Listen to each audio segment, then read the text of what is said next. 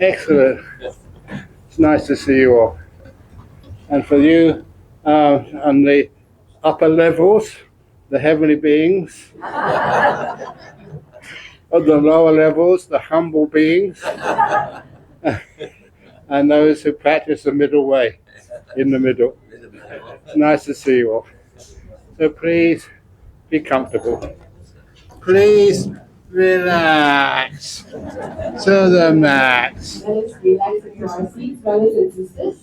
And let us pay respect to Ajahn Brahm by bowing 3 times together to the ring of the bell.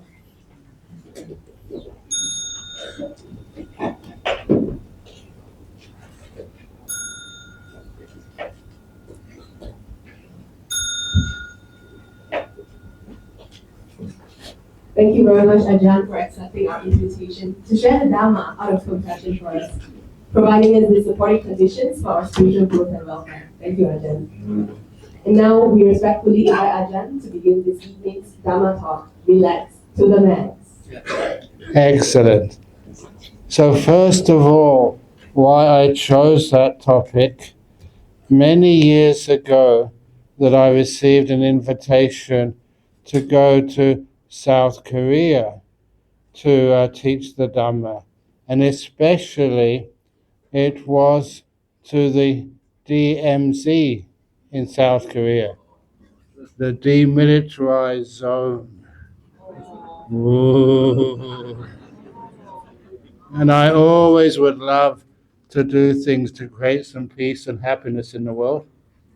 Can you see me okay? Oh, that's a shame. Okay. I've got to... You go down or go up? Yeah. Okay. So anyway, when I went there, I never knew what we were supposed to do. Just to give some Dhamma talks, do some meditation. And one thing which we did a walking meditation within the DMZ. Ooh, that was dangerous. And you know, I'm a monk, I cannot lie to you. I was shot many times. Seriously. I was shot with cameras and videos. They took many shots of me. But it was also just to be able to give some loving kindness to all those people who were separated. I don't know much about politics, but I do know about people's emotions. So many of the people who walked with me into the DMZ and just along the safe part of the DMZ, that they were looking to the far distance, and there was their uncles, aunties, grandmas, people they weren't allowed to see anymore because they were the other side of that divide. And because of that, I was very happy just to at least show that people cared. But when I returned to the place where we were doing this, like talks and convention and meditation, of course I had to get back to Australia. But before I left, they did ask, Ajahn Brahm, can you let people know some words so they can always remember you? And there's about 7,000 people there. And so I said to them, please repeat these words. Relax. And the 7,000 people responded, relax. To the max. And they replied, to the max. And then I left. Because that were some powerful words. I know that many times people feel that I tell too many funny stories and they're meaningless. But these are words and slogans which people remember. And because they remember them, they can maybe practice them. It's not just a beautiful method of meditating. It's a beautiful method for being healthy and being successful in your life. There are times to put forth effort, but there's times to relax as well. And many people in South Korea especially, they know how to work hard. They're very, very diligent people. And Malaysia as well. You all work so hard. Do you know how to relax? Thank you for being honest. When you learn how to relax to the max, amazing things can happen in your life. Number one, I remember just when I was at university. And when I was at university, it was at Cambridge University in UK. I had to work really hard. So I was told. But did I work hard? Actually, no, I'm being honest with you. I enjoyed what I was doing. Math was like an enjoyable hobby. So I love doing maths. Even today, whenever there are these like Sudoku puzzles, I just love doing them, just for fun. And it's the same as any other thing which can test you. I don't do it just to prove I can do it. I just do it because it's a joy, it's a test for you. A good example of that is I like doing like cryptic crosswords. And I remember just when you have some of these clues which are very difficult, and then I asked the other monks and said, "What's the answer?" And they get embarrassed. If you want to answer these cryptic questions, you have to relax as well. And also, I remember asking Ajahn Brahmali, who you all know. Yes, good. And one of the famous ones which I asked him was in that old country years ago called Czechoslovakia. What is the capital in Czechoslovakia?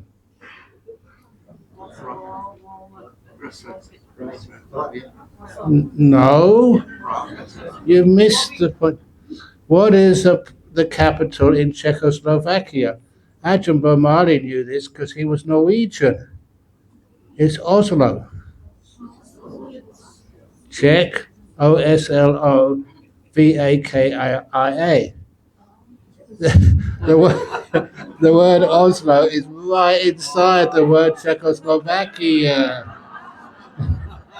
That's why you have to think weird and strange, but when you get it, it's very, very funny. At least I find it funny. So I love doing puzzles and stuff like that. And that's what I was doing. That's all that maths was and theoretical physics. It's like puzzles. And when you see a good answer, you can laugh. You can see things which other people can't do. It's training your intellect to see things which other people can't see. Just like there was a few kids in the other floor, I wanted to ask them if they can get this riddle, but I didn't have enough time. And this riddle, because I used to be a maths teacher as well as being good at maths, and all you kids here, I can see you looking in front of me. I can see you. Are you good at maths? Kind of, okay. Here's a question for you, and your family and everyone else can see if they can get the correct answer. Listen carefully.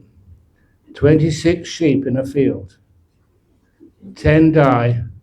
How many survive? I thought you said you were good at math. I'll repeat it. 26 sheep in the field. 10 die. How many survive? Wrong. Oh, come on. You said you could do math. The answer's 10. 20 sick sheep.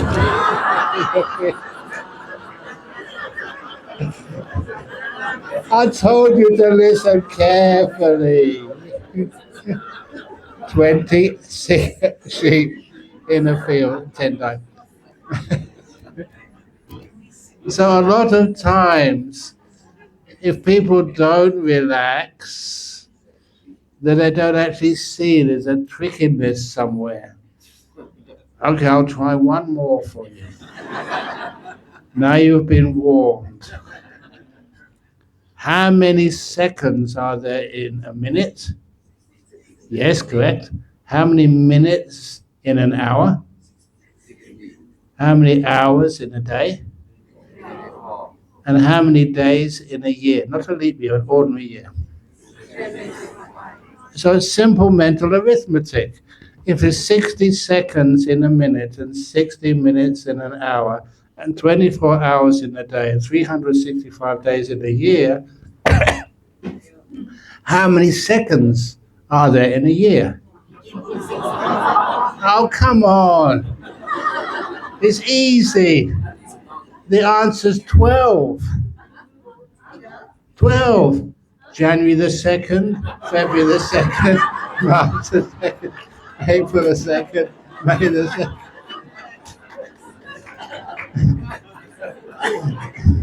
So what you're doing here is like teaching people not to think like others, just to relax and be able to innovate. And that's what relaxation actually does. When you relax to the max, that's when you can see things which other people can't see. That's where you get insight from. I'm going to say a few of those examples. They may be a bit sort of not so much fun as those silly jokes, but it's similar. A few times in my 50 years, I've been a bhikkhu now for 50 years. In all those years, that sometimes people have asked you to try and solve impossible problems, which other monks and other psychologists, psychiatrists, doctors have not been able to solve. And this was one such case. Again, please excuse me, it did happen at the BGF when it was over in its previous quarters. Where was it? It was a shopping. Yeah, it was a shopping centre built. That's why we had to move. But anyway, when this woman, no one else. Actually, before then, it was a place before that one. Your house, yes. And anyway, when she came, I was told that no one else had been able to help her at all. That she was a difficult case, and she was obviously having a very, very hard time. So because all the professionals have not been able to give any help, I realized you had to try this relax to the max technique, and I'll show you how it worked. When she came in, and I started not talking to her, but listening to her, what she actually said was shocking. What she said to me was that she had been, please excuse me, very violently raped. It was one of those abuse situations which, even I had to be so quiet and kind so she could feel that it was safe to talk to me. And I also knew the only way I could deal with such a problem, no one else had been able to help her, was to be totally receptive, silent, and to see what came out of my mouth. What came out of my mouth in the Buddhist Gem Fellowship place even shocked me. It just came out. And what came out was, "You're so fortunate to have been raped like that." That's what I said. That's how I felt terrible. Why did that come out of my mouth? That was not a compassionate monk speaking, was it? But I trusted this ability to see things in a totally different way, which other people would be too scared to see. Then I realized why I said it.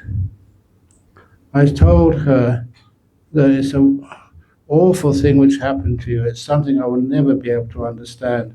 And I'm a man, and I can't even try to appreciate the pain and the difficulty and what went through your mind and body at that time. That was disgusting. But I do say that you're fortunate, because I can see that you're an incredibly strong woman.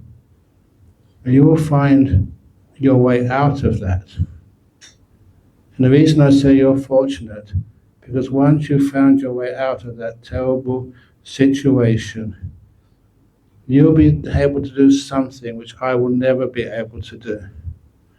You'll be able to put your hand around another woman who's been through what you've been through and say to them, I understand. I know how you feel. That's something I can't do. I'm a man. I haven't felt that. But number two, you found your way out of it. You find a path. You'll be able to give other women confidence and guidance, which I will never be able to do. That's the meaning, what you can give to your experience. I was shocked by what I had said, but I followed it through, why I said that. And she thanked me for that. A lot of times, difficult situations which you experience in life, it makes it worse when it seems to be meaningless. Why me? Why did they do that? There's no purpose to it at all. There, somehow, I gave it a purpose.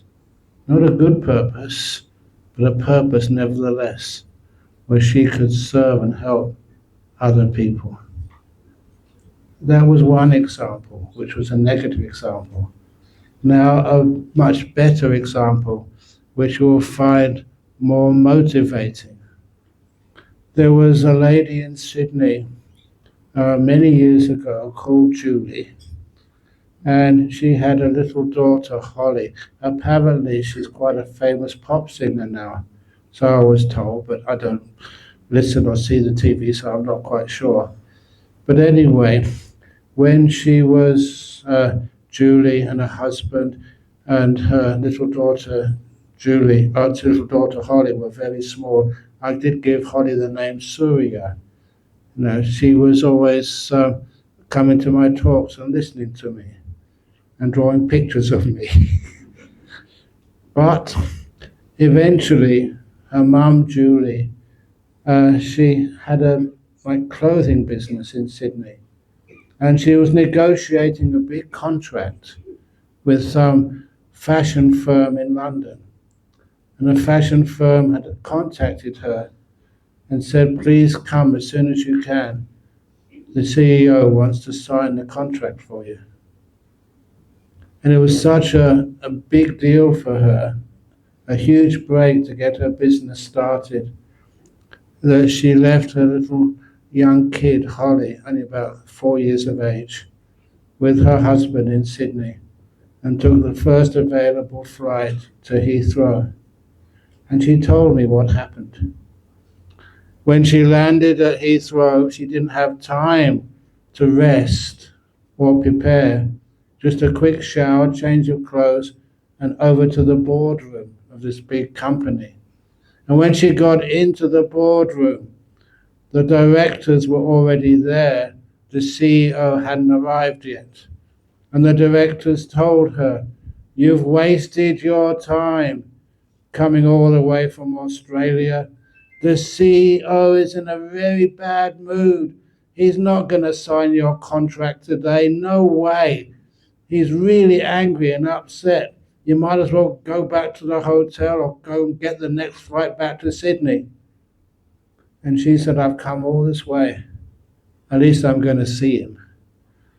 So what she did, she sat down, cross-legged, in the corner of the boardroom and meditated, as that's what I taught her to do.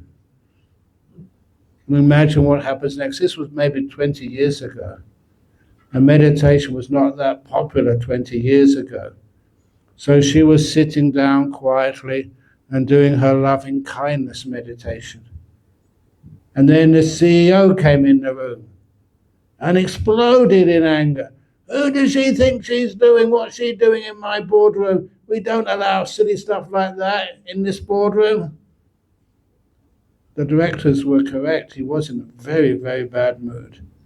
And seeing this woman he didn't know meditating in his boardroom was just too much. So she shouted at him. Sorry, no, he shouted at her. Wishful thinking took over.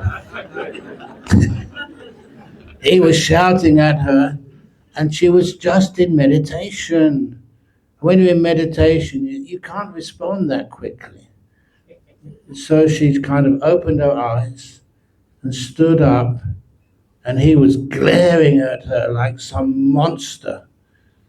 And she stood up and walked towards him. And she told me this also just came out of her mouth, not pre-planned. And what she said to this monster glaring at her, was about to eat her, "You have such beautiful blue eyes, like my baby Holly back in Sydney." You can't plan that. It just comes out because you're relaxed to the max. And the result was that CEO, he was totally confused.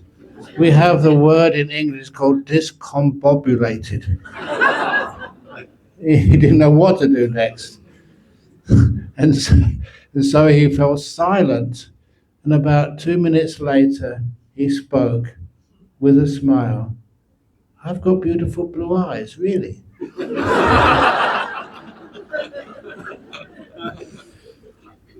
"Oh, yeah, you've come to get that contract signed. Let's sign it." And she had the contract signed, this is true. She had the contract signed within a few minutes. And then he walked out of the boardroom. And as soon as she had her contract signed, she was happy. Now she could go and get a rest in the hotel and then get the next flight back to see her baby Holly. But the other directors would not allow her to leave. She told me they circled around her and wouldn't let her go even to the door. They said, "We're not letting you go until you teach us how you did that." It was something they couldn't imagine could happen. And she could only do that because she wasn't afraid. She relaxed so much that what came out of her mouth was the most appropriate thing you could ever think of. A lot of times, this is how, like monks like me, we work. Sometimes I'm put in situations I don't know what to do. I haven't been trained. I haven't read the books. I haven't been taught. I've got no qualifications, except we know how to be kind. We know how to relax to the max. And I trust that so much that when something comes up, I say it. And when you say it, it's amazing how powerful that is and how it goes to places which other people haven't seen. I trust in that because, as I said, the times I was at university, even then, I learned the power of that intuition which comes from relaxing so deeply. It's as if you're connecting with your body and your mind with parts of you which a lot of people have no contact with. One of the things I used to do, the final exam story, I've repeated this story and taught it to others so many times. The last time I taught this was in the Jewish school in Perth. It's weird. What was I doing in the Jewish school? It was because the chaplain at the Jewish school in Perth, he became a friend when I was talking to him about what he believed in. And I said, "Oh, yes, Jewish people don't believe in reincarnation, rebirth." He said, "Yes, we do." I thought, "You didn't?" "Yeah, I do." And then later on, when I was talking to another rabbi, I said, I didn't realize you believed in rebirth, reincarnation. He said, yeah, we don't. But that rabbi does. Oh, he was rebellious. And that's why we became friends. But anyhow, so he was a chaplain, and he made sure I accepted the invitation to teach at his school, Carmel School, Jewish school in Perth, how to pass exams. And I told how I passed my exams. I wasn't a monk yet, but I learned how to meditate. And what meditation was learning how to relax to the max so deeply. So at that time, I'd always have a big breakfast in the morning, a big dinner in the evening, but the lunch hour between the examinations where you're supposed to eat something, I never ate anything. I went to my room and meditated for half an hour. You may have heard me tell this story before, but please remember it and teach it to your kids. If you want to go to great universities and get scholarships for everything with little work and no worries, I didn't do much homework, honestly. I just enjoyed what I did and knew how to pass exams. What I did, instead of having lunch, I sat down on a cushion in my room and just meditated.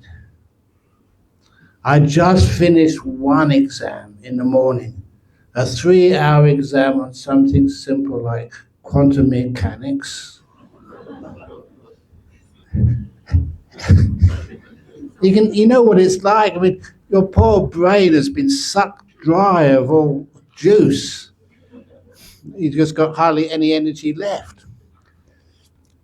But instead of just eating or talking, I sat down, and the first thing I noticed was how I was still worried about the exam I've done in the morning. Even though it's already finished, you can't change it now, it's done. You've submitted the paper, but nevertheless, I kept thinking, did I answer that question correctly? Did that question go well? And it's a total waste of time.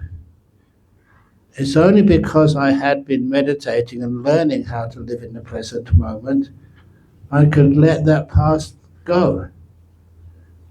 And what do you think the next thing which came into my mind was? The afternoon exam on astrophysics of the galaxy. These were real subjects which I did exams in.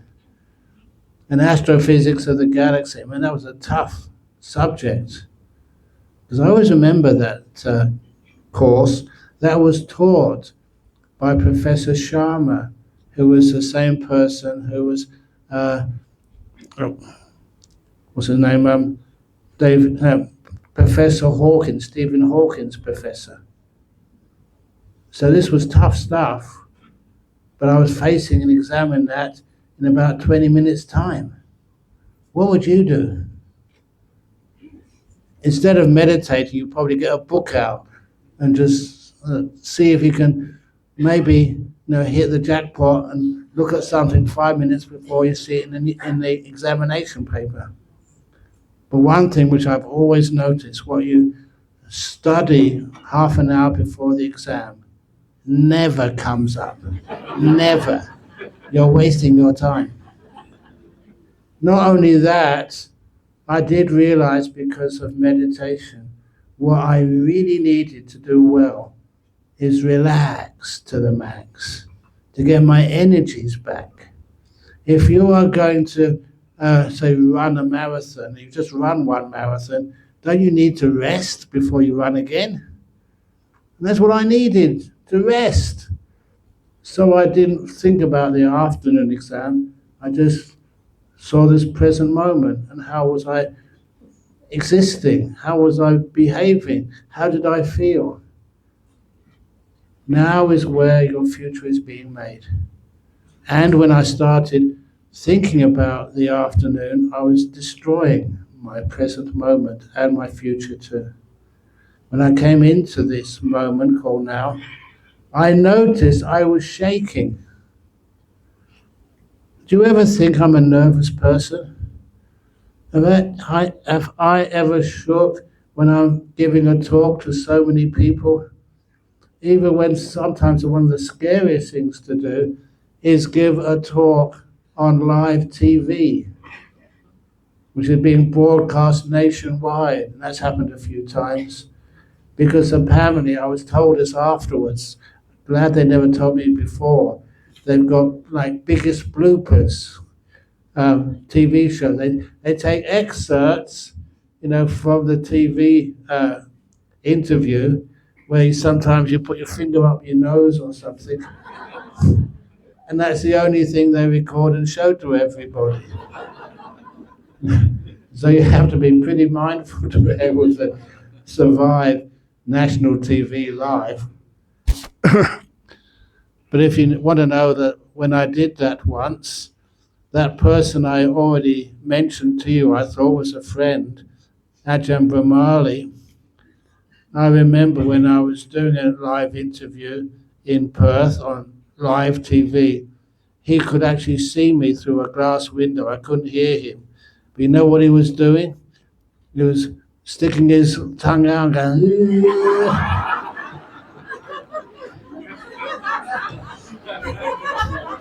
trying to test me out. Fortunately, I didn't react. Thank you, Ajahn Brahmali. No, it's good fun. But anyway, so I was physically shaking.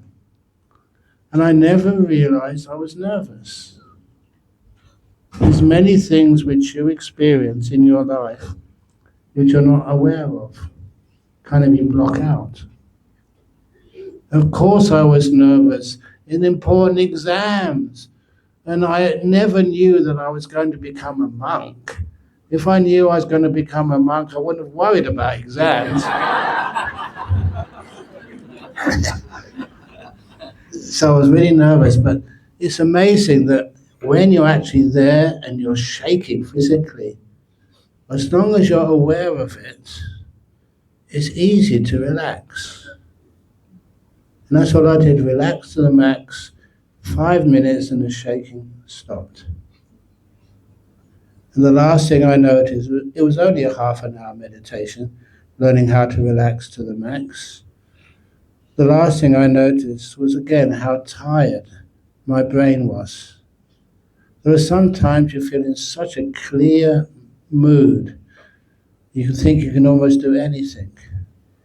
That's especially when I do meditation. I was telling people on the retreat, which we did at Wisdom Park recently, that the first book which I wrote, which was called Opening the Door of Your Heart, one of the amazing things about writing that book, I never wanted to write it.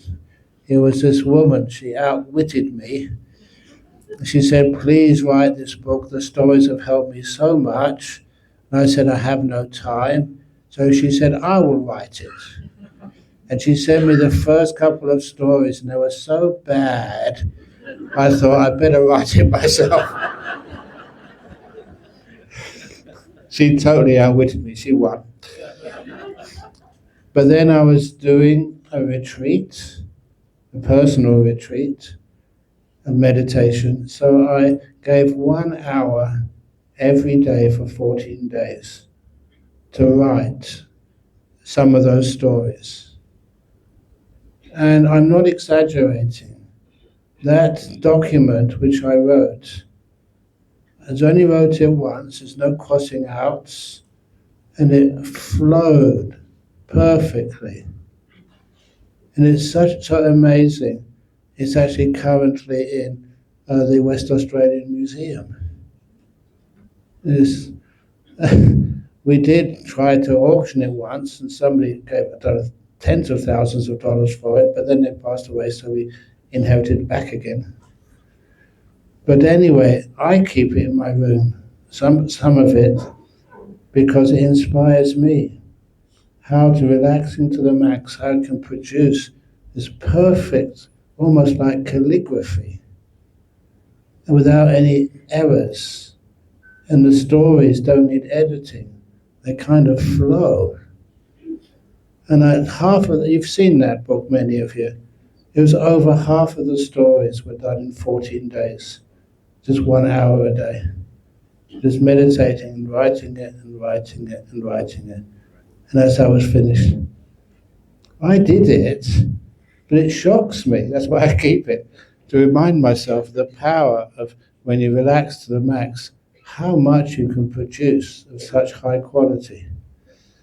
But for that book, it was very easy to find a publisher.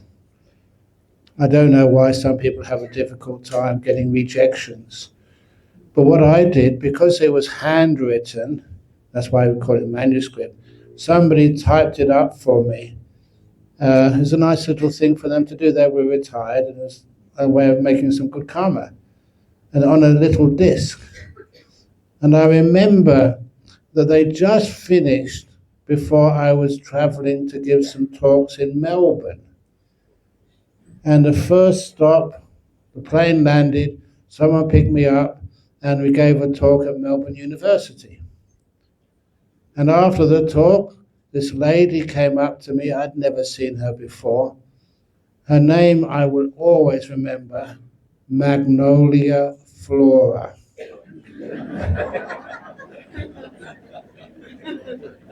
And she said she worked in publishing. I've listened to your talk. If ever you've got anything you want published, please let me have a look at it. And all I did was put my hand in my bag and bring it straight out. Here you are. And that was opening the door of your heart.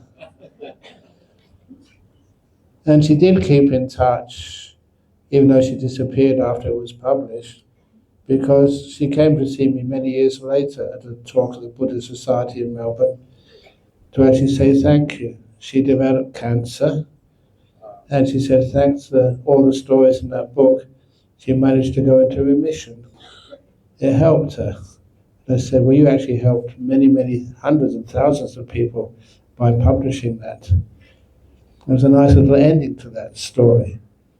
But when you relax to the max, you find your productivity and just the content increases in its quality. If you try and force it, the quality is full of mistakes and it's never very high in its originality and its power. That's one of the reasons why I'd always encourage people, if they want to do well at university or school, if you even want to get to university, please learn how to do those 4 things. And when you meditate at lunchtime between exams, let go of the past, don't worry about the future, relax your body, and then you stay with your mind and the energy just comes because you're not wasting it. And that's what I taught the students in the Jewish school in Carmel School in Perth. And a week later, I got this lovely letter back from the principal saying thank you. Their school was the top school that year in the final examinations before university. These things work. If you want to do well, you never stress out. You learn how to relax. I don't know what you want to be in your life, but I tell stupid stories, I tell jokes, and once in Melbourne, this young man, he was actually on the TV. He was an up-and-coming star of the TV. He was a comedian. And he came up to me after one of my talks and said, Ajahn Brahm, you've got excellent timing, original material, and just you have your little edge. You're a Buddhist monk. I can get you a job in the Melbourne Comedy Club and then on the TV. being a stand-up comic. He was serious. So I thought about it and said, no, I think I'll keep my day job as a monk. But how come, even as a monk, you can tell funny stories, and sometimes it works? How come? And the reason is, because you relax. Even the first times I started telling funny stories as a monk, I thought there's only two possibilities. Either people laugh and they enjoy the funny stories, or they get fed up and get out and leave. Either way, I win.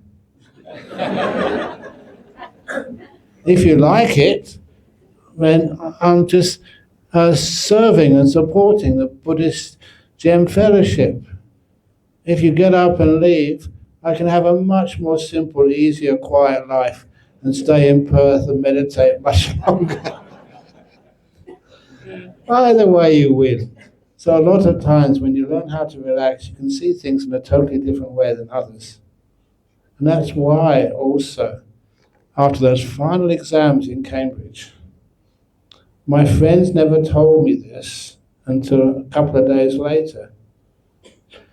They said that I was the only student who went into the examination room in the afternoon smiling. I know I smile a lot. Why? I smile because I was happy just to be here, relaxed and confident as well. People keep on saying the scariest thing to do is to give a public talk. Not for me. People keep telling me I talk too much. Especially the monks I live with, because sometimes I get to telling a story just before lunch, and they look at their clocks, or someone looks at their clocks and say, if you keep telling that story, we won't have any time to eat. We've got to finish eating before midday. And sometimes it gets pretty close. Do you ever get afraid of giving public talks? Why? It's good fun. When you know how to relax to the max. What else do you love doing, which makes you scared? Even just when you are asked to do something which you haven't done for a long time. On our retreat recently, there's one of the meditation methods which we do, which is called walking meditation. And I said that part of Buddhist teachings, it was supposed to adapt to the culture in which we're in. So many years ago, I developed what I call the Australian method of walking meditation. And I call it, as you would expect, Kangaroo walking meditation. And I usually ask somebody to perform the Kangaroo walking meditation for me. But none of you retreatants who are on my retreat volunteered. So I had to do it. Yeah, so what was it like?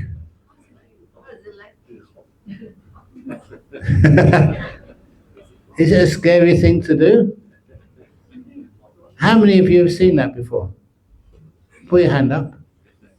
And more of you than just... No, I'm not going to ask you. But you're nice and young. Come on. Stand up.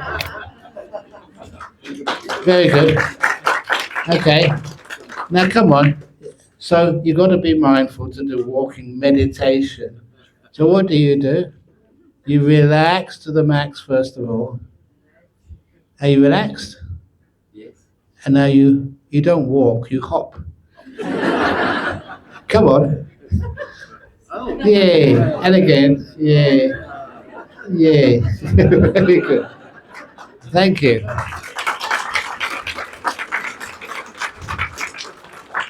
Why do I even do that?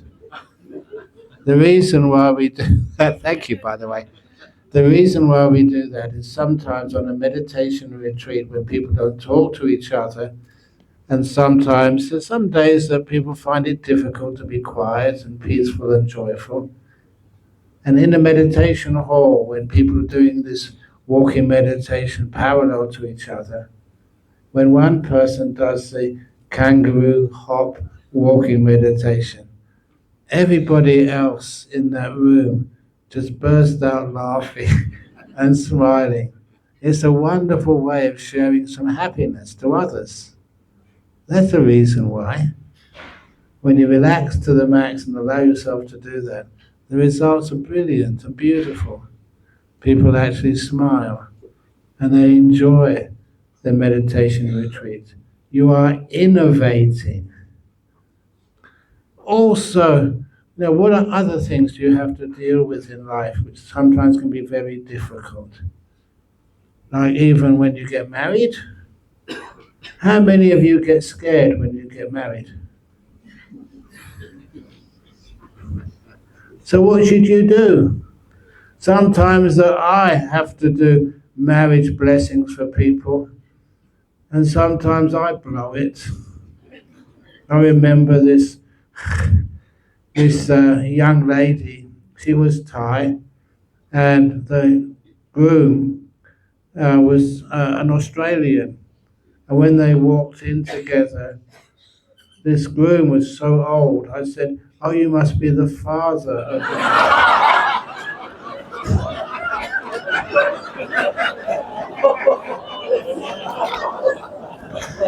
No, I'm the future husband.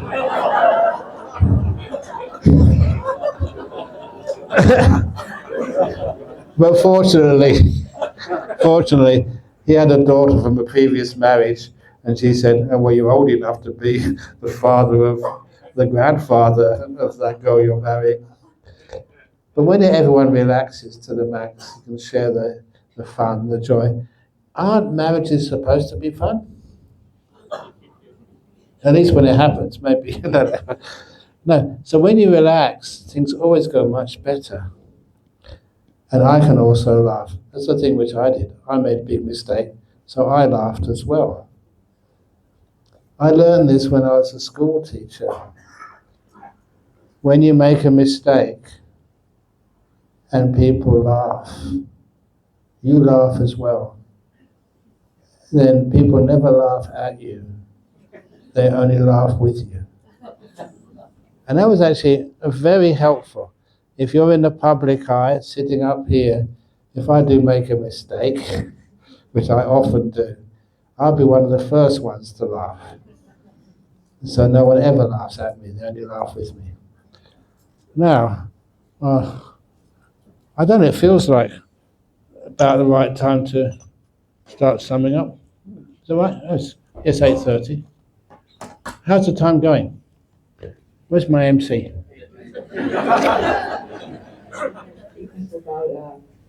About 45 minutes more, but we need to talk and go on for another 15 minutes. Okay. Okay, another 15 minutes of how to relax to the max. What happens when you get sick and get a cancer diagnosis? Do you know how to relax to the max? That means it's a good chance that cancer will come back again. Over in Perth, because I live there, obviously all my stories are from there, that there was a small group, like a cancer support association, which I really looked after and supported for many years. And they've grown over so many years too. And about 10 or 15 years ago, the state government, they managed to find some money to really upgrade it and give it the facilities it really deserved. It's now called Solaris Cancer Care. And at the opening ceremony, And this was a multi-million dollar, maybe $10, $15 million building program just for this voluntary center. And at their building program, they had a grand opening ceremony. And at their opening ceremony, they had 2 VIPs attending. One of the VIPs was the state premier of Western Australia, who'd argued to get the cash to give to this organization. And the second VIP wasn't even a VIP, he was a VIM. You know what VIM means?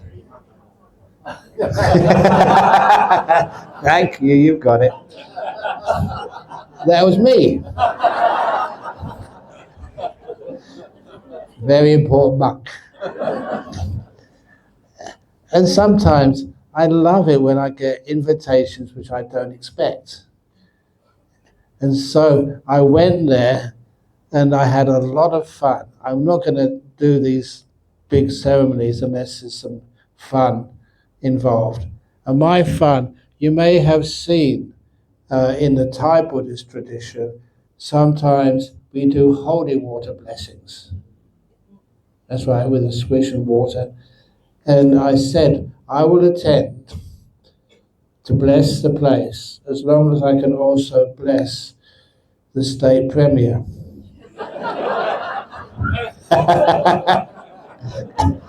So I got permission from his bodyguards to soak him. I don't know why, but I really enjoyed that. But afterwards, I couldn't help but ask the people who organized this, why did you invite me? I'm only a monk. I don't give any donations. But nevertheless, I've been going there right at the moment about 36 years without missing a year.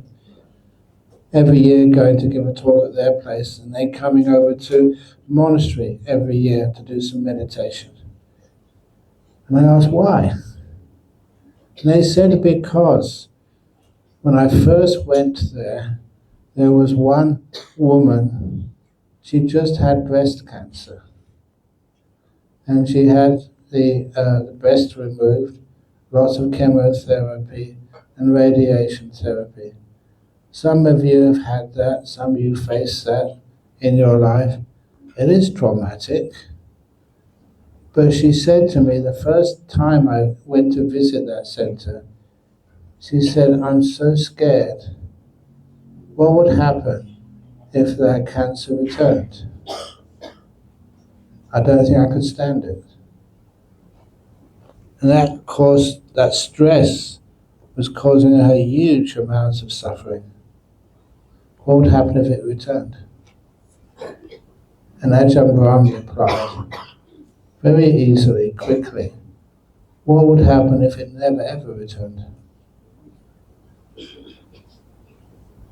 She became one of the leaders in that Cancer Support Association. And that's why she said to me, that simple advice, cutting to the core of the problem and not wasting any time, was what solved things for her. And she shared that with so many others. Why is it we always think of the worst things which might happen? Of course, that wasn't just my invention. That was a story by Winnie the Pooh. Sometimes people think, Ajahn Brahm's being silly again, it should be much more refined. These are people with life-threatening diseases. But it makes so much sense. This was Winnie the Pooh and Piglet returning from Rabbit's house after eating a bit too much. And when they actually were walking home, it was a slow walk home, and a storm started coming up in the forest. And as the wind started blowing stronger and stronger, many branches started being torn off the trees, and many even trees got uprooted. And that's when little Piglet, a small fellow who's always more scared, when he said to Pooh, he said, I don't think I can stand it any longer. I'm so scared. What would happen if a tree fell when we were underneath it? That was a possibility. What would happen if you failed your exams at school? What would happen if they give you a test and find out there is a really bad tumor somewhere? What would happen if? You can keep on going like that. What would happen if? And always you add negative possibilities. So Winnie the Pooh was scared for a moment, and then his natural wisdom came up.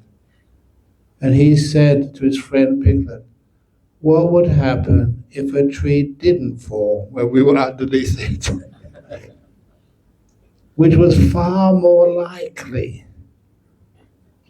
And that took away Piglet's fear, and they walked safely home. That's only a story. But for this lady who was so terrified of getting cancer again, that solved the problem for her.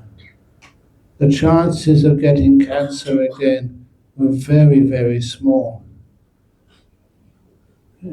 She'd already beaten one cancer. She was afraid of it coming back. She was never contemplating it not coming back. It never did come back. She told me that. The cancer never came back, but Ajahn Brahm, you came back every year.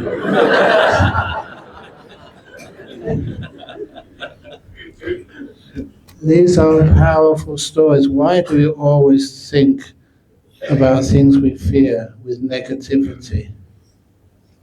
With what we call the fault-finding mind. Instead of seeing the faults in life, what would happen if, and all these terrible things which happen, what would happen if they never happened? What would happen if you have a nice peaceful life without fear?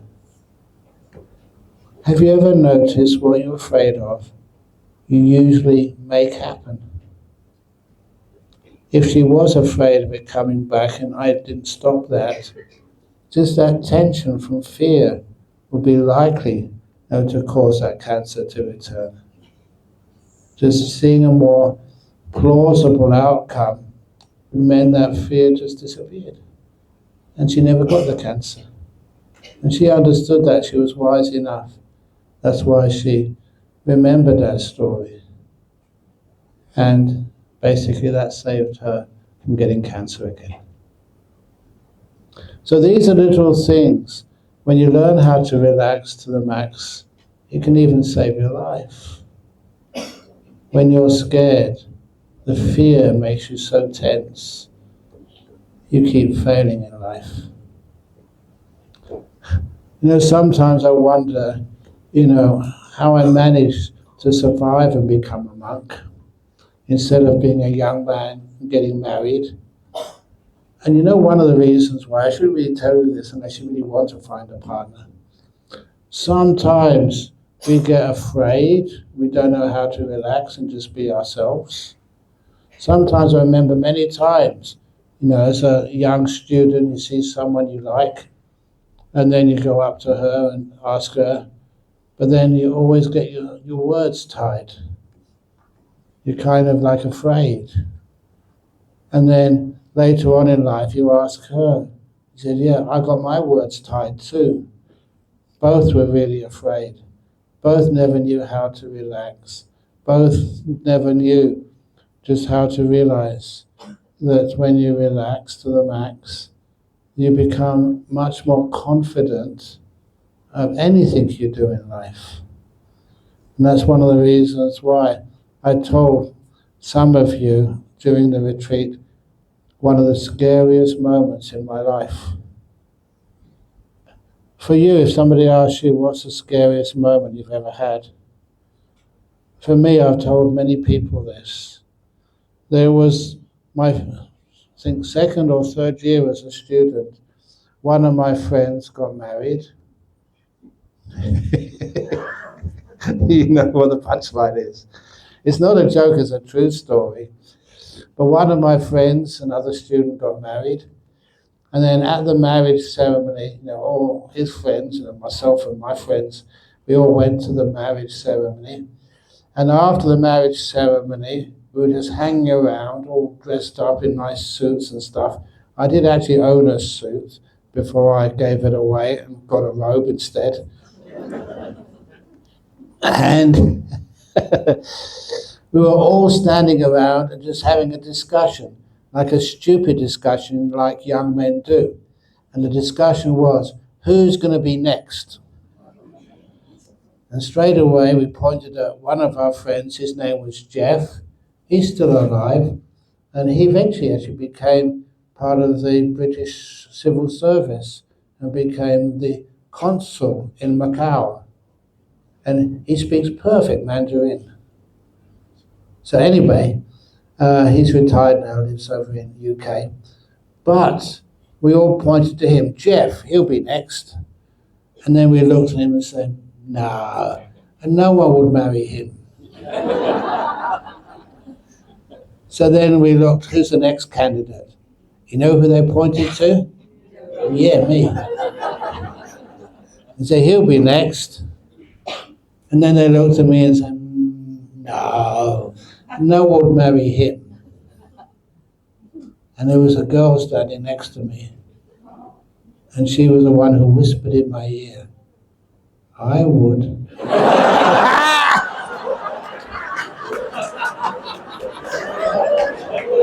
I was so scared. Yes, I've met big snakes and other dangerous animals, tigers and elephants in places like Thailand, but I've never been so scared in my whole life. I even once, I don't know if you've heard this story, I wasn't scared at all of this, that when I was visiting my mother in London, I was giving talks in a Sri Lankan temple close by in Chiswick. And one evening, I left my mother's apartment, walked to the temple, and on the way, I didn't realize that over those years, that some parts of South Acton, that's where my mother lived, and Acton was right next to Chiswick, some parts of that area in London became like sink estates, hotbeds of crime. And I went down the road anyway, and I saw, as I was walking down the road, I saw these hoodlums start congregating. And these were some of these homeless kids, well, maybe homeless, but usually drug addicts, and looking for problems. And I was walking towards them in a bald head and brown robe. And as they started gathering, they looked at me and they started chanting, Buddha, Buddha, Buddha. They were trying to intimidate me. And I don't know if you call me like crazy or like rebellious. I'm not going to get intimidated in the area where I grew up. So I just walked straight towards them. The closer I got, the louder they chanted. And the words got faster and faster.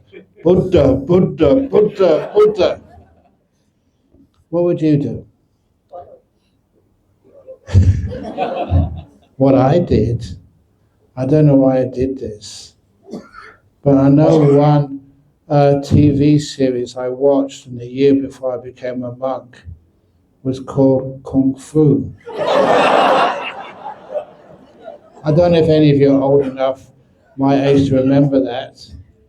Kung Fu was like this, yes, right, this, he was an American who had learned Kung Fu in China.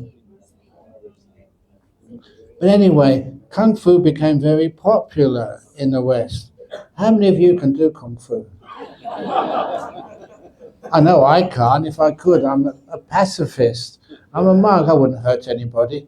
But nevertheless, as I was walking towards these young men, I assumed a Kung Fu pose. I actually did that. Absolutely stupid. I assumed a kung fu pose, with not showing any fear at all. Continued walking at the same speed right towards them. Buddha, Buddha, Buddha, Buddha. And as I came within striking distance, they parted and let me through. Kung Fu won. And I didn't know anything about Kung Fu. If they'd have hit me, I'd have been dead. But I always remember that.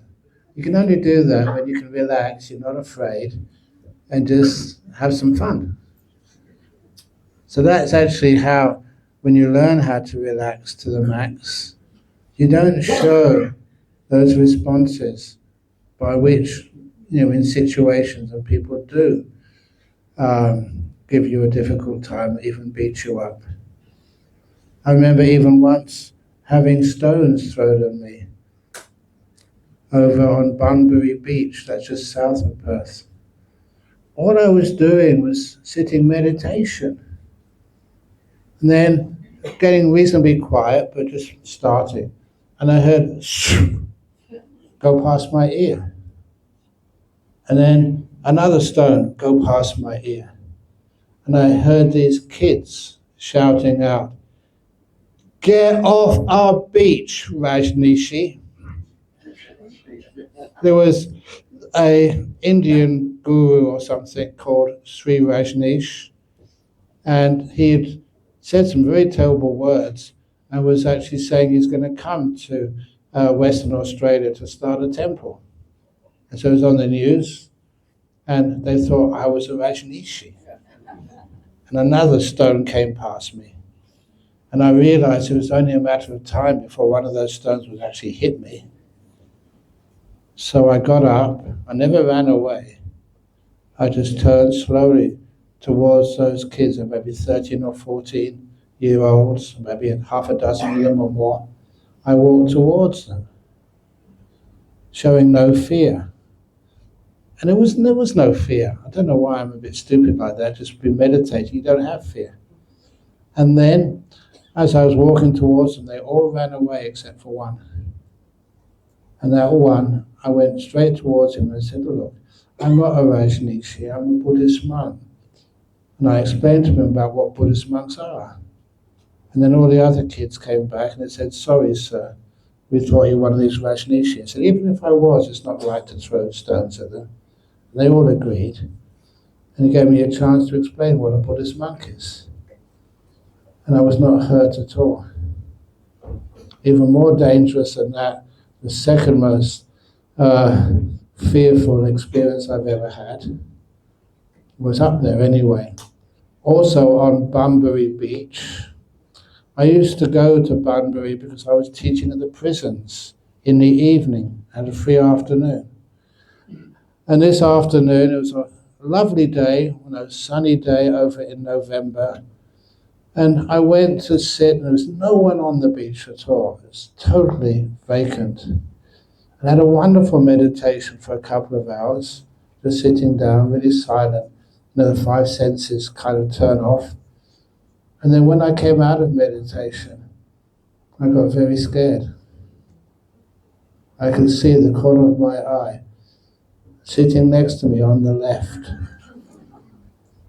was this beautiful blonde in a bikini.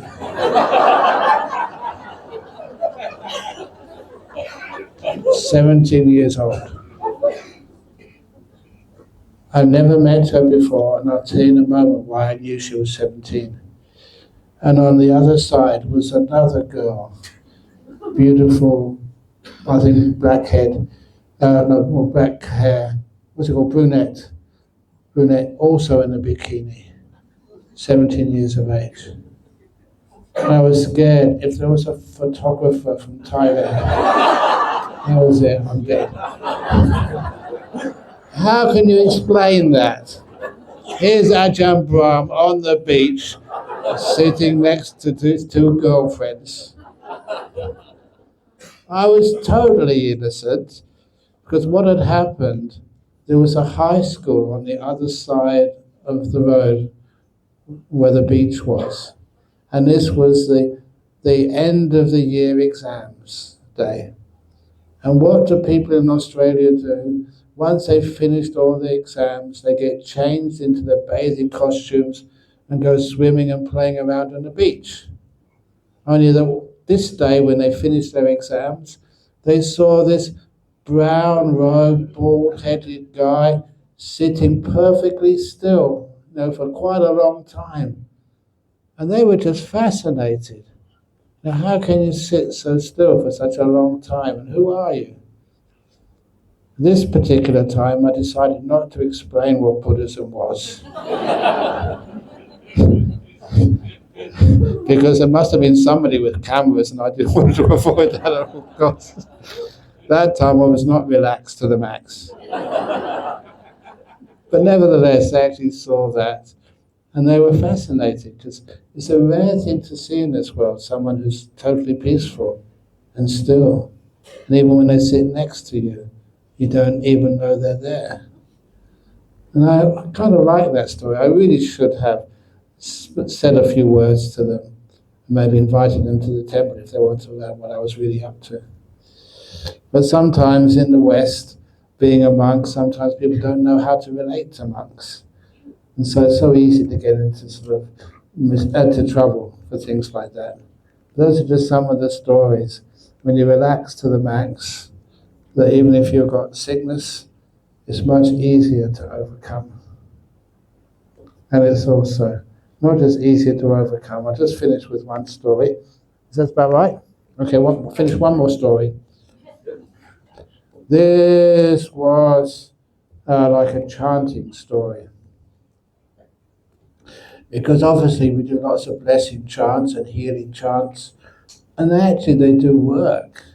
I was a Buddhist monk, but before that, I was a theoretical physicist, so I've been trained in not believing anything until you've got pretty solid proof. And so often the chanting which we do can even save lives. Once I got a telephone call, please go to the hospital in the centre of Perth, the old Perth Hospital, into the ICU. There was an elderly gentleman, Chinese descent, was dying. He was in a coma. He didn't have long to live. And the family said, please come straight away. So I rushed to the hospital, went straight into the ICU and did my stuff, the chanting. It worked. He came out of his coma. And I thought, that's kind of miraculous. And I thought, that family are going to be so happy with me. They weren't. They were really upset. They'd already arranged the funeral service. That's how certain it was that he was going to die. And they were really big business people. They come from all parts of Asia, from Taiwan and Hong Kong, I don't know which parts of Asia. They'd taken time off their work, to be with the patriarch, for one last time. And now, because of this Western monk, this Ang Mo, this Kwai Lo, some say, they'd have to cancel the funeral and go back home. They lost a lot of money, and they'd have to come back later on. He's going to die one day. So they gave no donations. But I learned my lesson. What I learned was, before you do any chanting, always ask, do you want the die peaceful chanting or get better chanting?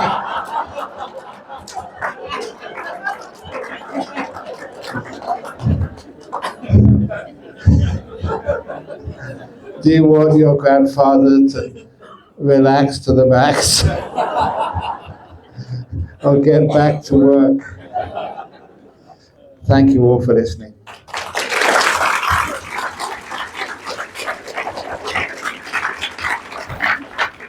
Thank you, Ajahn Brahm. So let us all say sadhu 3 times, just like how Ajahn Brahm always say. Sadhu, sadhu, sadhu.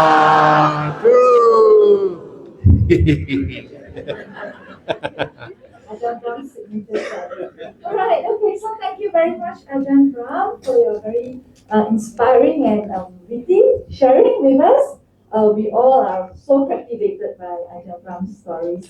And I'm sure now we all laugh until we all are relaxed to the max.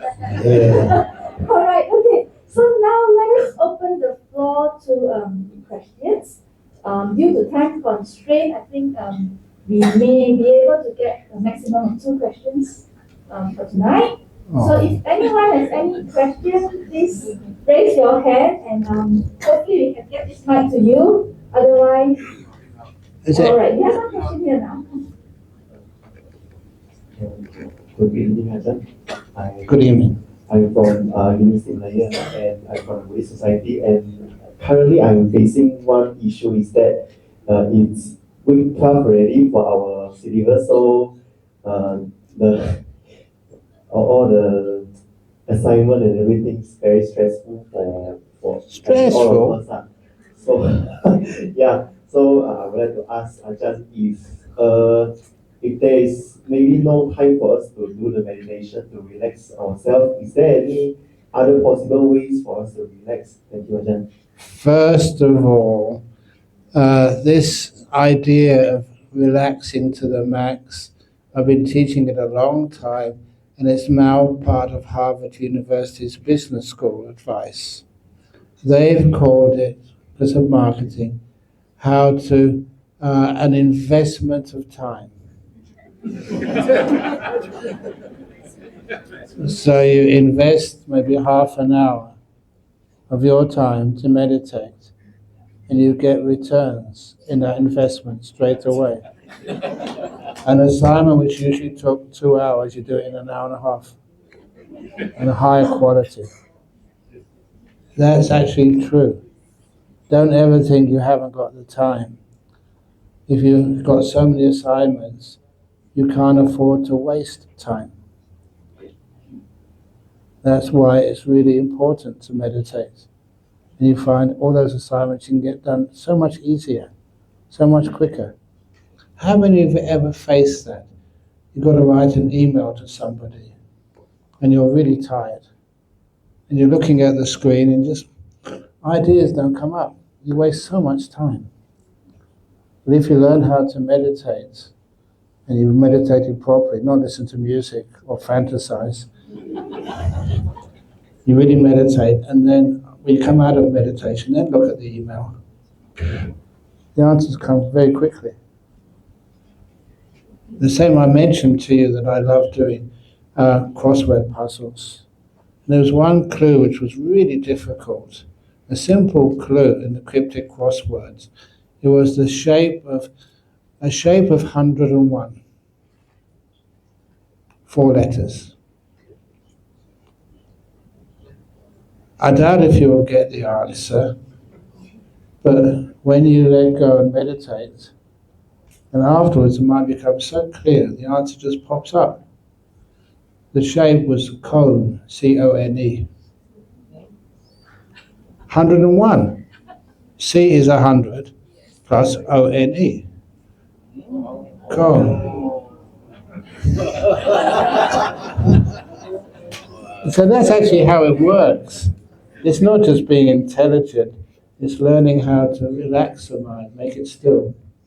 With amazing answers come up. So do you want to be a genius? Get straight A's, A triple plus, or whatever you get for your assignments? That's how to do it. Thank you. So meditation is actually an investment. Yeah. Guaranteed return of investment, right? Absolutely.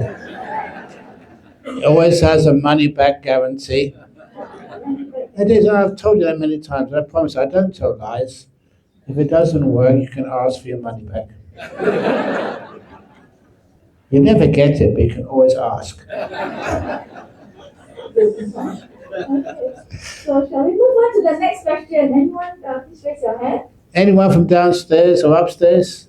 Oh, there's one over there. Yeah, okay. Yeah, one. Can you please come forward to see? Why you try? Yeah.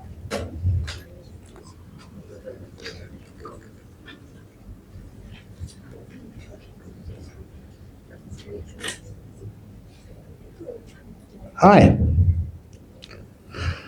Hi, Ajahn. Good evening. Thank you so much for the talk. I just wanted to ask, how do you relax to relax when you are easily triggered by someone's reaction or someone's words? You learn not to be triggered. So, sometimes people trying to find weak points in you. And if they know that weak point, you can trigger easily. Are you married? Oh, okay. If you had a husband, he knows all your weak points.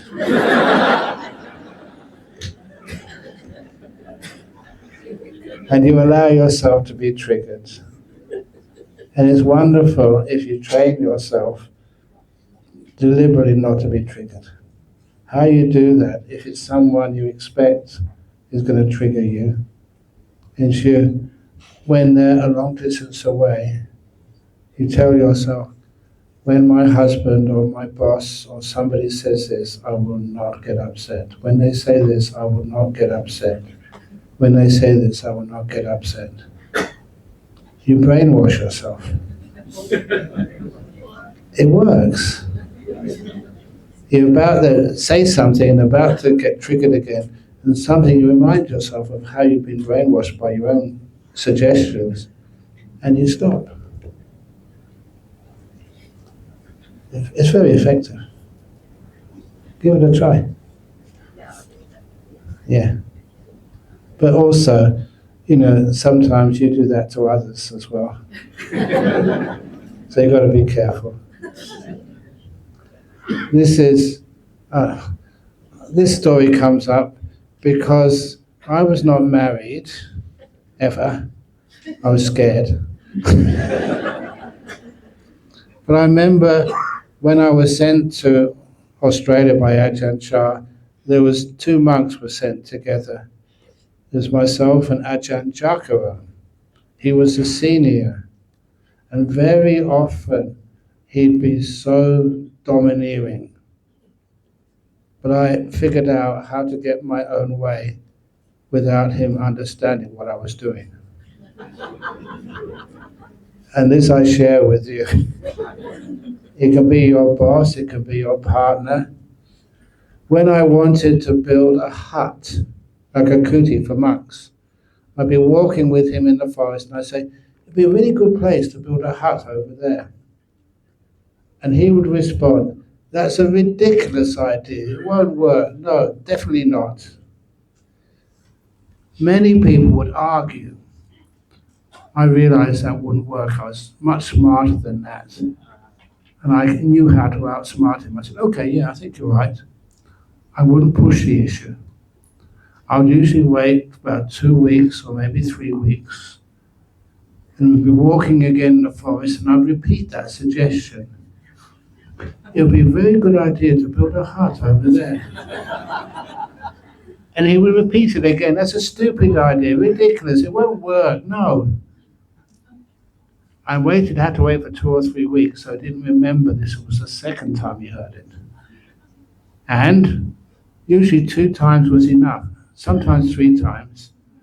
And then another day I'd be walking with him, and he would say, Ajahn Brahm, I think we should build a hut over there. And I would always say, wow, that's a brilliant idea of yours. So, if you ladies, need a new dress, tell your husband, not now because he remembers what's going on. Another time, you just say to him, I think I need a new dress. And he will say, you've got too many in the closet already, you don't need another dress. You can't afford it. Oh yeah, I understand. And a couple of weeks later, when you think he's forgotten, say it again. I think I could do with a new dress. I said, no, a waste of money. Yeah, you're right. Agree with him.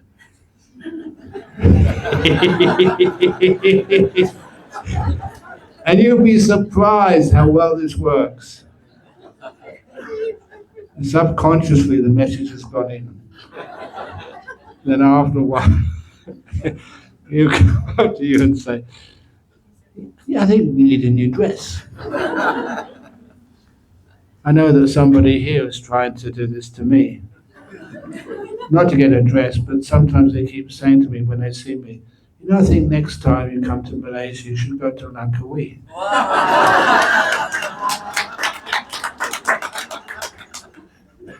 But I know what you're up to.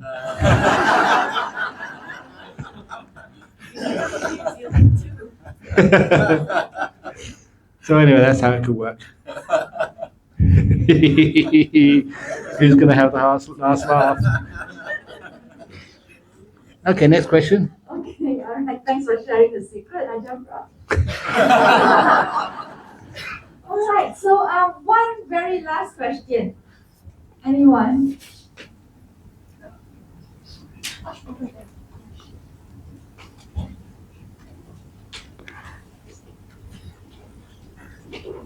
Thank you for serving your Ajahn. Hi. I just want to ask, because recently I had a few relatives who passed away, and there were some differences between their passing as well. So some of them were definitely more like relaxed and brought the family together, but some, one in particular is quite stressed out, and that kind of like fragmented the family a bit.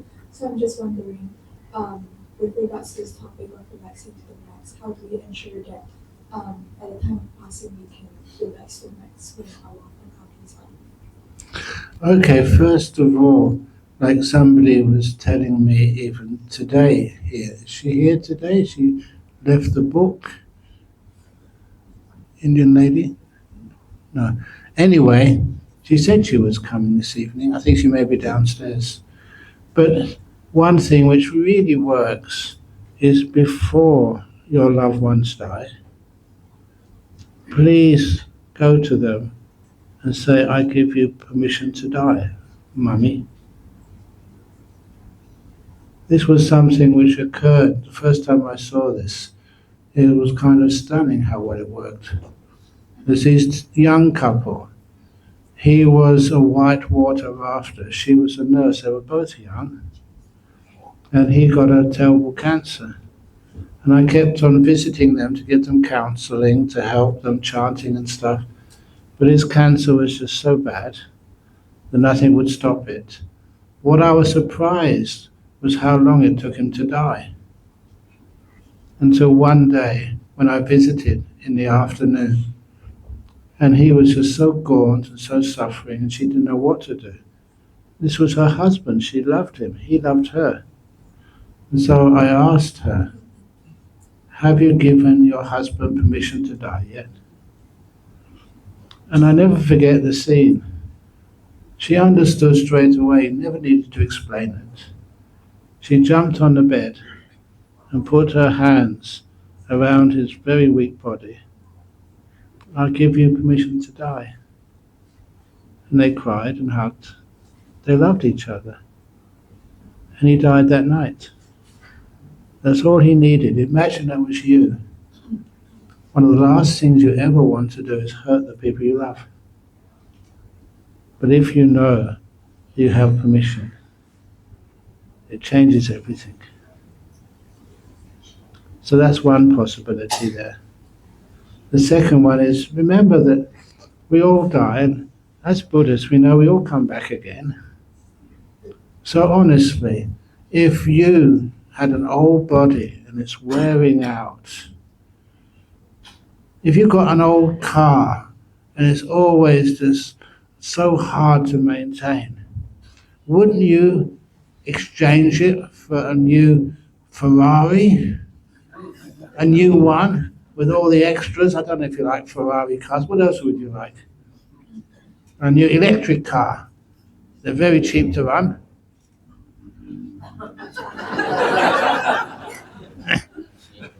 And it's much better than the old type of cars. Of course you would like it.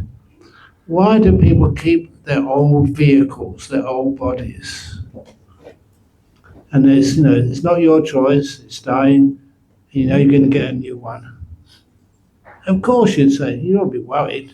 Say, come on, bring it on.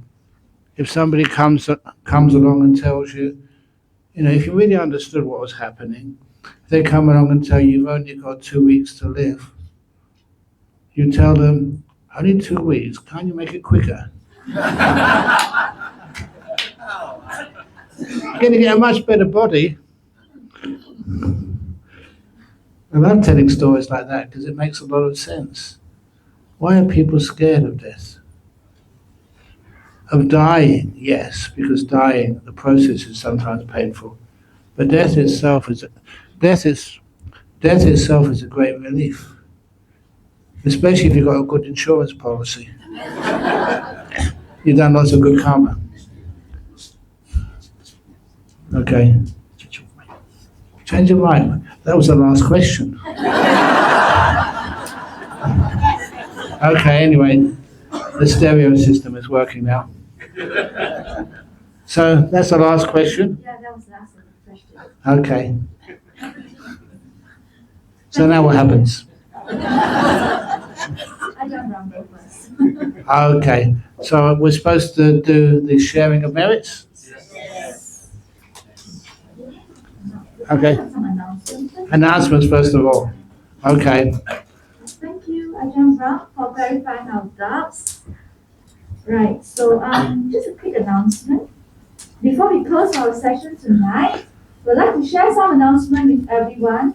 A gentle reminder that the silent auction for the 5 exclusive Ajahn Brahm figurines and the limited edition of Brahm bag will close soon at 10 p.m. tonight. It's 20 past 9 now, so you still have 40 more minutes to bid for it. So the QR code is actually shown here. You can actually come up front to scan it and place your bids, all for a meritorious cause. Have we got enough funds yet? If not, we can extend it to 10:30. 11 o'clock? Oh, no, sorry. I'm being naughty. First, we shall extend the time.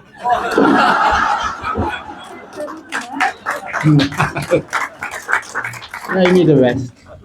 So more people can actually bid for it.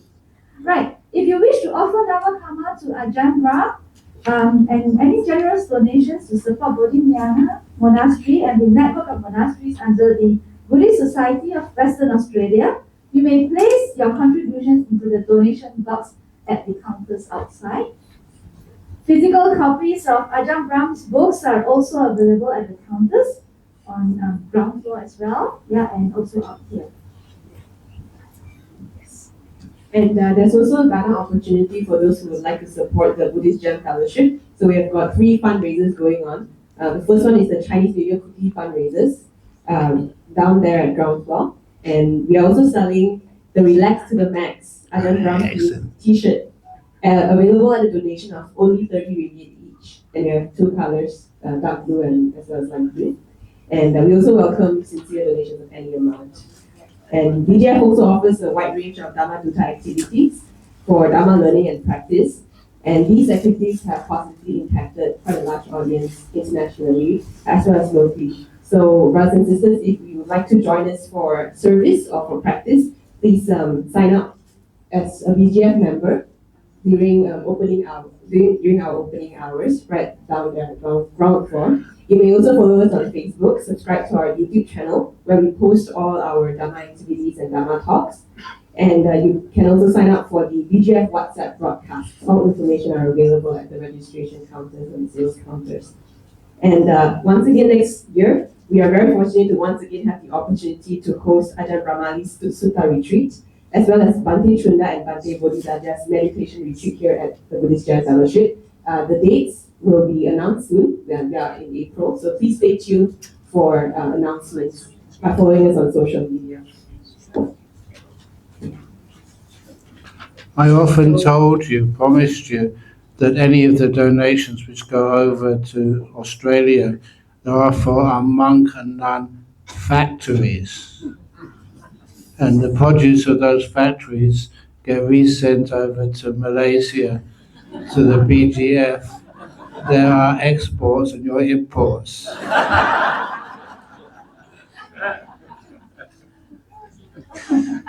Thank you, Ajahn. So I think without any further delay, so let's end tonight's session. We'd like to respectfully invite Ajahn Brahm to lead us in the sharing of merits and making of aspirations. Okay, for the sharing of the merits, it's Idang Me Nyatinang Hotu. Is that the one you should do here still? This is, please think of those loved ones of yours, people you've known and cared for who are no longer here. May they share in the merits of all the things which we've done this past year. Idang me nyatina hotu sukhita hontu yatayo. Idang me nyatina hotu sukhita hontu yatayo. Idam me yatina hotu sukhita hontu yatayo. So may these people we've got in our hearts right now please receive the merits of what we have done today out of respect and memory for you. And now for the aspirations. Which one do you usually do for that one? Okay. Imina punya kamina mame awa Sadha magamo hotu yavani panapatiya.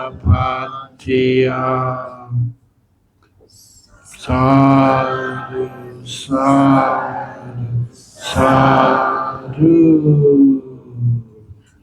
Excellent. Excellent.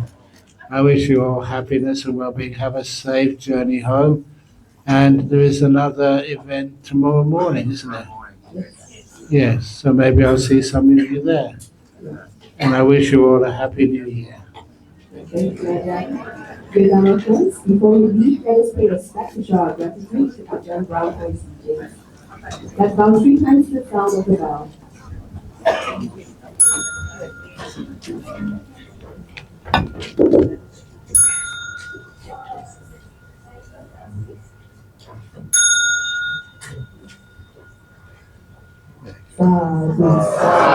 Sadhu.